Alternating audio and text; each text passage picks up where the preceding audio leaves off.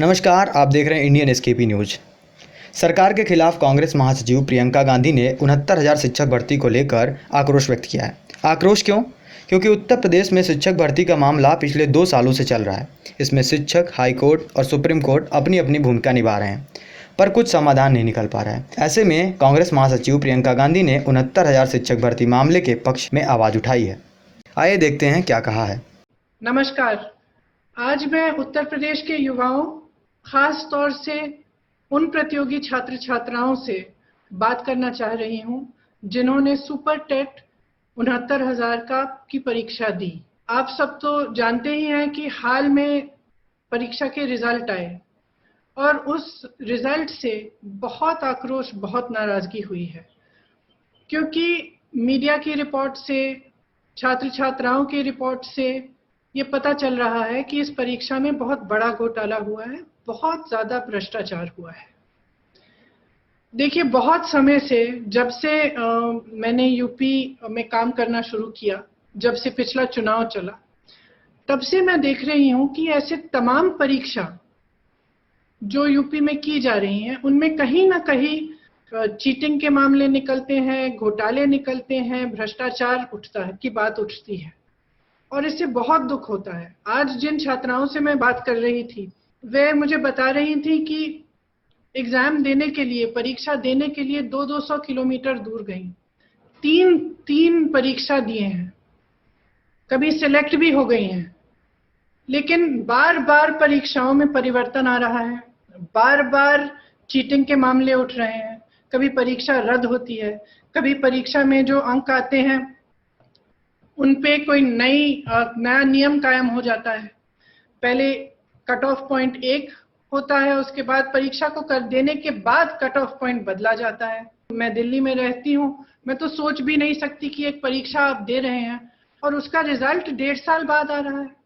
उसके रिजल्ट के आने में इतना समय लग रहा है। क्यों लग रहा है इतना समय? अगर कोई घोटाला, कोई गड़बड़ नहीं है तो ये रिजल्ट पहले आना चाहिए।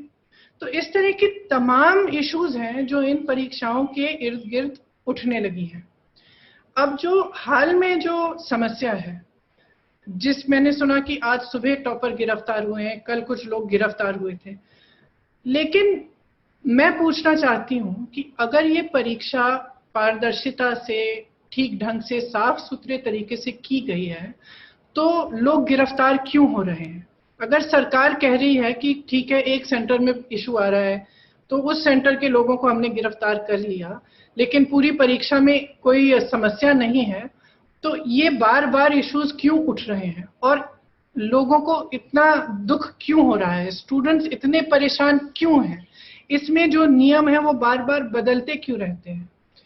तो मैं आप सबको कहना चाहती हूँ कि आज जिन बच्चों से मैंने बात की, वो मुझे बता रहे थे कि कितना संघर्ष करके, सिर्फ पढ़ाई नहीं, उनके लिए ये जो इम्तिहान है, ये जो परीक्षा है, ये एक जीवन के भविष्य का द्वार है, जिसके जरिए वे अपने जीवन के भविष्य को बना सकते हैं, जिसके जरिए पूरे परिवार के लिए, आगे के लिए वो अपनी लाइफ बना सकते हैं, अपना फ्यूचर बना सकते हैं। तो अगर हम एक साथ आवाज नहीं उठाएंगे, अगर हम ये डिमांड नहीं करेंगे कि कोई परिवर्तन आए, तो ये एक ऐसा सिलसिला बन जाएगा कि यूपी की सरकार तो वैसे भी समझ रही है कि चाहे कुछ भी हो जाए, कहीं घोटाला हो रहा है, भ्रष्टाचार हो रहा है, ना आपको आवाज उठाने दे रहे हैं। कह रहे हैं कि कहीं कहीं सरकार विज्ञापित कर रही है कि अगर आप आवाज उठाएंगे आप पे मुकदमे किए जाएंगे। तो या तो हम सब चुप बैठ जाएं, तो कभी कोई परिवर्तन नहीं आने वाला, या हम आवाज उठाएं और हम सरकार से जवाबदेही मांगे। मुख्यमंत्री जी बताएं कि वो जिम्मेदारी ले रहे हैं कि नहीं ले रहे हैं।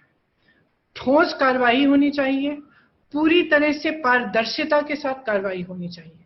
जो कार्रवाई होनी चाहिए वो तय करें, लेकिन ये सिर्फ आपका भविष्य नहीं है, ये पूरे प्रदेश का भविष्य है, एक पूरे जेनरेशन का भविष्य है, और उस प्रदेश की जिम्मेदारी मुख्यमंत्री जी की है। मुख्यमंत्री जी, आपके भी बच्चे हैं, हमारे हैं, आपके हैं, और हम सबको इकट्ठे एक सकारात्मक तरीके से इनके लिए एक सलूशन ढूंढना पड़ेगा।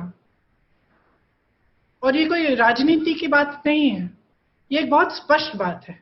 एक जेनरेशन के भविष्य का सवाल है। उस सवाल को हम उठा रहे हैं। हम सब जिम्मेदारी लें और आप जिम्मेदारी लें कि ये आपकी सरकार में ये सब हो रहा है।